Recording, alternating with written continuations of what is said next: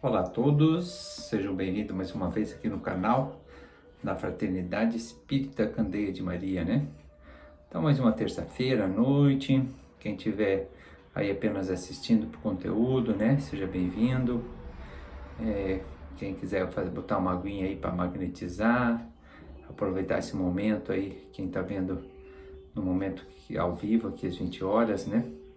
A hora que a gente libera essa gravação, na realidade, ela é gravada antecipadamente, liberada às 20 horas, porque nesse momento a gente está aqui unidos, né?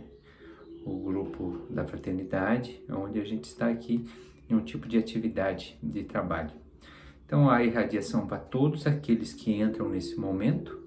E temos também hoje, né, que é o dia da desobsessão, trabalho mediúnico para as pessoas que estão aí em tratamento também, né? Então hoje a gente vai falar aí no óbolo da viúva, uma passagem do Evangelho, e vamos buscar alguma reflexão aqui sobre ela. Então o óbolo da viúva, ele se refere que Jesus e os seus apóstolos estavam sentados observando as pessoas que passavam, né, e faziam suas oferendas no gasofilácio. Ele é um tipo de... tipo aquelas caixinhas hoje, talvez, que passa, quem já vai na missa ou em algum lugar, que passa o momento da oferenda, né? Então a pessoa bota lá um dinheiro, na época era tudo moeda. Só que o gasofilácio naquela época ele tinha uma parte de metálica. Então quando as pessoas colocavam, fazia aquele barulho, né? Então passavam várias pessoas de bastante posse lá e faziam bastante barulho que elas colocavam, né? Botavam bastante dinheiro lá, né? As moedas de oferenda. Então passou uma pobre viúva e essa viúva botou 2 moedas, que deu para perceber, né? Aquelas 2 moedas caindo lá no gasofilácio. Então Jesus chamou os apóstolos e disse: na verdade eu vos digo que essa viúva deu muito mais do que todos os outros, porque os outros deram do que eles tinham muito, e ela deu do que ela tinha pouco. Na realidade ela deu tudo o que tinha. Então, o que a gente pode tirar de proveito para os nossos dias atuais disso, né? Então, vamos primeiro refletir assim, né? Aqui, ele está ligado bastante à caridade, mas ele está mais ligado a uma questão de oferenda, oferta. Mas a oferenda, naquele momento, nós não estamos nem se referindo nessa questão se a oferenda ela vai ter um bom destino ou não. Não é esse fator. Porque ali, a lógica, aquela viúva, ela estava dando aquela oferenda a Deus. Era para Deus, né? Porque era numa casa, provavelmente numa sinagoga, né? Onde ela frequentava junto com os judeus, né? Da sua religião. Então ela tinha fé naquilo. Então, mas Jesus não está ainda nesse momento colocando essa questão, o exterior, o que vai ser feito com esse dinheiro. Por quê? Pelo que Jesus diz, a oferenda dela foi muito maior do que a dos outros. Por quê? Porque ela deu do que lhe faltava e eles deram do que lhe abunda. Se fosse o fator para fora, exterior, é lógico que mais dinheiro vai dar para ter mais recursos, mais benefícios e ajudar mais pessoas ou a própria instituição que seja, né? Então não é esse fator, não está nem se vendo a situação que se aquela doação vai ser bem utilizada, o quanto que ele vai fazer lá fora, mas é sim a parte interna, é para dentro. O que esse fator pode fazer de diferença? Porque ela fez a verdadeira caridade, porque ela deu aquilo que lhe ainda faltava. Então essa seria a verdadeira caridade. Paulo de Tarso nos diz que fora da caridade não há salvação. Ele não diz fora da igreja, fora do espiritismo, fora do teísmo, ele não diz isso. Ele fala que fora da caridade não há salvação. Mas então, primeiro já assim, essa frase também colocada por Allan Kardec, quando ele lançou o livro, o terceiro livro da codificação espírita, que é o Evangelho segundo o Espiritismo, ele traz um lema fora da caridade não há salvação, trazendo a ciência, a filosofia espírita para o campo também teológico e para o campo religioso, né? Fazendo aqui uma tríade, um tripé, ciência, filosofia e religião, aonde nenhum ponto deveria ser separado do outro, mas sempre os três estarem juntos, atados e unidos, né? Para que cada sozinho eles não chegam à falência, como cada uma já faliu no seu decorrer do tempo, porque os homens estão à frente dela. Ah, cada uma faliu? Será que a ciência faliu? É lógico que não, né? A ciência é uma busca, é uma construção de ideais, mas quantas coisas das ciências a gente pode 100% acreditar quando se diz? Se é a ciência que diz, tudo bem, mas o que é a ciência? A ciência é os homens? São os homens que a representam são confiáveis fora do contexto filosófico e religioso? Essa é a questão. Então, quando se botar religião, ciência, filosofia, os três, e a pessoa que estiver utilizando desse propósito de união e junção, entendimento, aí ela vai ser verdadeira. Mas o problema é quando apenas um lado, às vezes sozinho com uma perna, ela mesmo querendo fazer o certo, fazer o bem, ela pode se equivocar. Então as três juntos é mais difícil de errar. E sim, dá para conversar a ciência e a religião, dá para conversar muito bem, mas com um caráter filosófico e não com caráter apenas dogmático, que é mais comum de revelação e religião. Mas bom, então voltando ali para o nosso assunto da doação, que é para dentro, né? Então nesse momento ela pratica a verdadeira caridade. Só que assim, essa frase, fora da caridade na salvação, separado do demais, ela é uma frase que pode não fazer sentido. É uma frase que ela pode ter um sentido muito equivocado. E a pessoa fazer o quê? Ela começar a doar mais para ser salva. Ela doa mais para alcançar a salvação. E não é esse o propósito. O propósito é você fazer a caridade por amor ao próximo, ou seja, por amor a Deus. Então, quando ela dá daquilo que ainda lhe falta numa circunstância para Deus, ou seja, para o próximo, ela está exercitando o primeiro mandamento: amar a Deus sobre todas as coisas. Amar a Deus sobre todas as coisas, ela está exercitando isso. E quando ela exercita isso, ela está exercitando a verdadeira caridade. E aí é onde há um encontro de salvação, que não é de salvação, mas na realidade do quê? Porque se salvar, a gente está em perigo? E não é esse o fator é de evolução. É um fator de crescimento, de busca, de propósito. Qual é o propósito que eu estou aqui? O Espiritismo, ele traz no Livro dos Espíritos uma questão que diz assim: qual o propósito do Espiritismo? E a resposta é ajudar a humanidade a evoluir. Mas evoluir de que forma? Ajudando a desconstruir o materialismo. Então, o modo que o Espiritismo vai ajudar a humanidade a evoluir é ajudando com que o Espiritismo ajude a humanidade, ou espírita, ou quem seja, aquele que frequenta, ou mesmo que não frequenta, mas que faça parte, que estude as obras, que estude essa teoria e vá fazendo links, a desconstruir o materialismo. E não é o propósito na questão de ter, de posse, de riqueza, que a riqueza é boa, é ruim, não teria nada a ver com isso. A questão é de desprender-se, é de a gente usar as coisas, ter as coisas, mas saber que não somos proprietários dela, não viver para ter, mas viver para ser. Porque a partir do momento, essa mulher, por exemplo, ela era desapegada, porque se ela não fosse desapegada e não tivesse Deus acima das coisas, ela ia dar suas 2 últimas moedas? Ela não iria. Ela deu porque ela está mais preocupada com as coisas do espírito do que da matéria, que é o que Jesus também nos diz. Preocupar com as coisas do espírito, que de mais a mais Deus te concederá no merecimento e também no teu esforço. Então, esse fator de propósito, de caridade, ela é uma busca de alcançar a religião interna e aí encontrar Deus dentro do nosso próprio coração, não lá fora. Nós não vamos encontrar Deus em templos.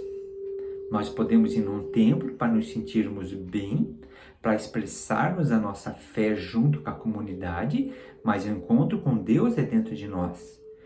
E para encontrarmos Deus dentro de nós, nós temos que ter Deus acima das outras coisas. O que representa Deus nesse momento? Uma persona?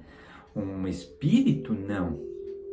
Deus é uma essência universal, cósmica, que é a causa primária de todas as coisas, a qual nós ainda não temos um equilíbrio íntimo, uma capacidade íntima de entender a natureza de Deus, mas nós podemos procurar sentir Deus no nosso ser, dentro de nós, não lá fora. Esse é o processo do religare, que é o nome latim, da onde deriva a religião. E por que religare? Religare de algo que já estava ligado, porque nós somos centelhas divinas, vós sois deuses. E como essa centelha divina, a gente já estava ligado por Deus, com a natureza, que a natureza é Deus, nós somos natureza. Mas em algum determinado momento, onde o homem começa a estagiar na fase da razão, ele vem por seu egocentrismo e ele se afasta de Deus, ele se afasta da natureza, de uma forma a natureza está para o meu propósito, para mim usar a natureza, eu uso o outro, eu busco as coisas para mim, eu estou aqui para buscar alegria, para buscar satisfação, e dentro disso eu vivo para este fim. Eu vivo para evoluir muitas vezes na sociedade como profissional, como as posses, as conquistas, os intelectos, a sociedade, ter, vamos dizer, notoriedade, sabe? Ser uma pessoa conhecida. E tudo isso não é que não pode, não é que está errado. Isso é necessário para o desenvolvimento econômico. Mas, se este é o nosso propósito de vida, a gente vive correndo atrás disso, correndo atrás do dinheiro. Então, aí é onde nós estamos apegados. E daí, por mais que eu tire um pouco daquilo que eu ganhei para jogar lá em algum lugar como oferenda, pode ser que aquela oferenda não esteja fazendo efeito no meu eu, no meu ser. Será que a gente está sentindo quando a gente faz alguma doação? Quando a gente pratica algo? O pagamento da verdadeira caridade é instantâneo, você sente na hora o bem-estar e o benefício de ter feito.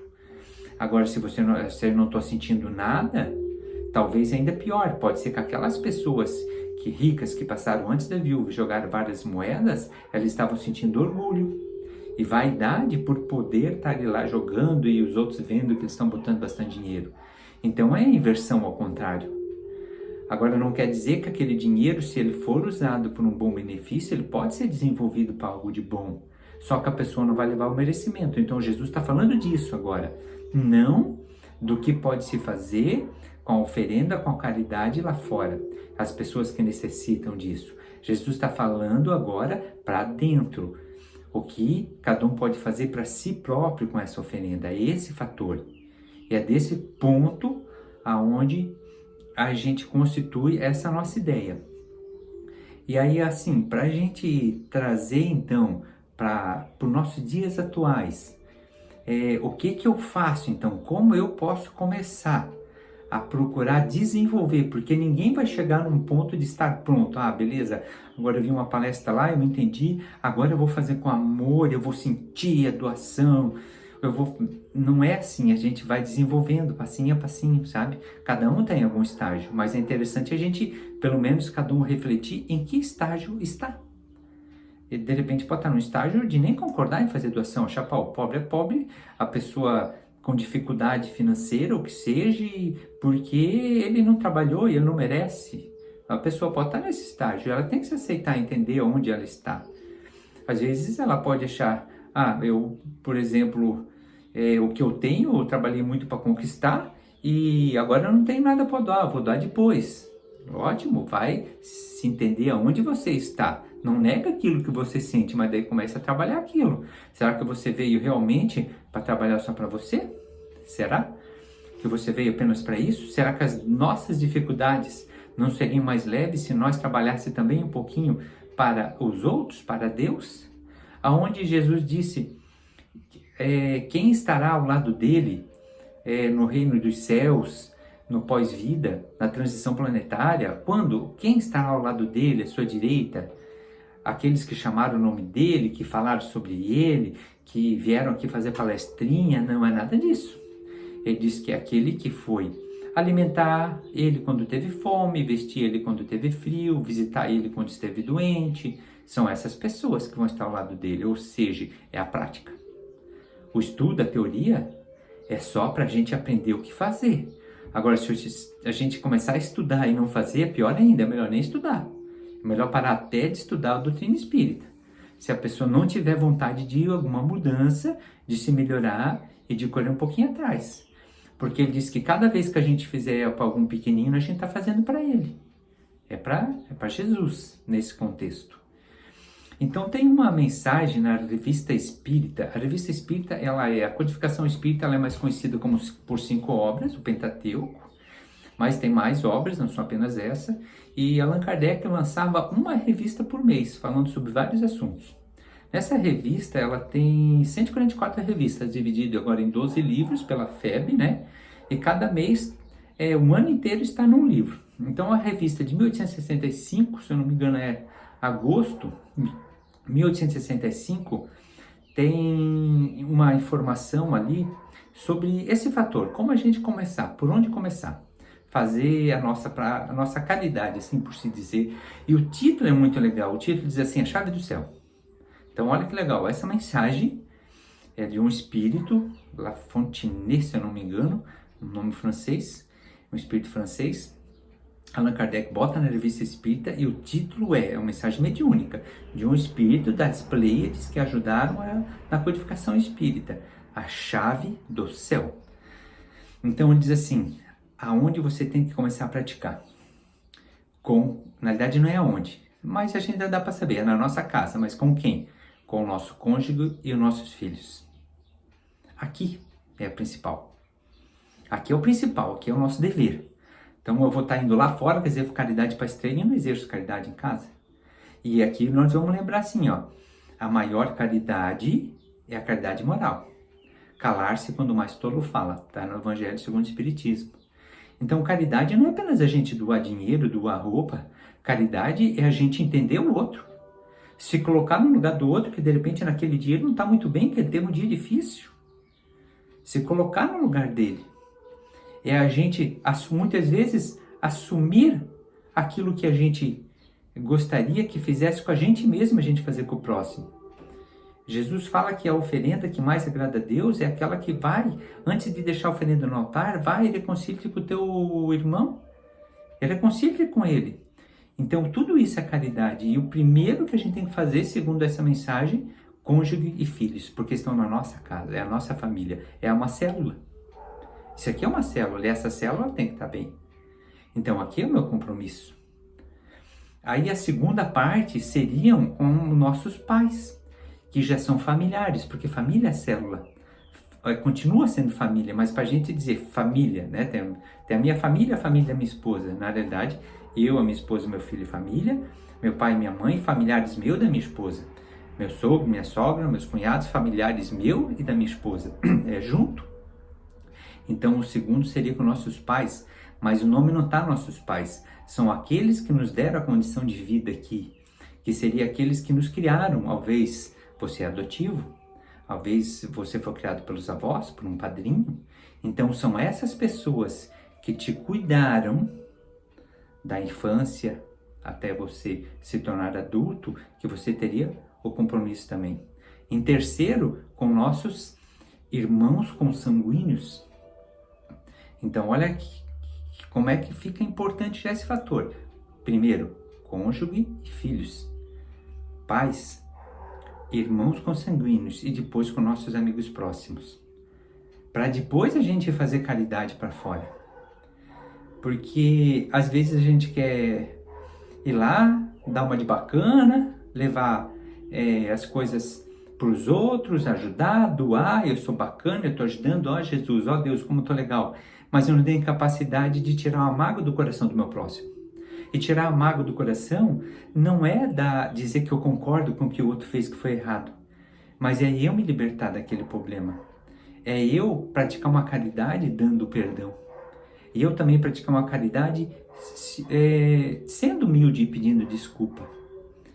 Então essa mensagem do óbolo da viúva não está relacionada a dinheiro apenas, não está relacionada a circunstâncias materiais, está relacionada à doação, a dar aquilo que a gente precisa ainda, a dar, por exemplo, paciência, a dar um pouco mais de alegria, a dar um ombro, a dar um sorriso, a dar um abraço, a dar um elogio, a agradecer, a fazer gentilezas, porque gentileza gera gentileza. Então vamos sim tornar nossa casa um mundo de regeneração, uma proposta. Vamos ter um pouquinho mais de tolerância essa semana e vamos agradecer um pouquinho mais, não apenas a Deus e a Jesus, mas a pessoa que convive contigo e da tua casa. Não deixe de agradecer ela, não deixe de dizer eu te amo, de desejar uma boa noite, um bom dia. E que quanto mais você fazer isso, mais você vai vibrar positivamente e mais feliz cada vez você vai se tornar e tornar as pessoas à sua volta. E quem sabe um dia você pode, justamente, no final de vida, olhar para trás e dizer, bom, eu fui um bom marido, procurei ser um bom pai, procurei ser um bom filho, procurei ser um bom irmão, um bom amigo. Eu acho que esse é o sentido da nossa evolução. Grande abraço, fiquem com Deus, espero ter colaborado com alguma reflexão.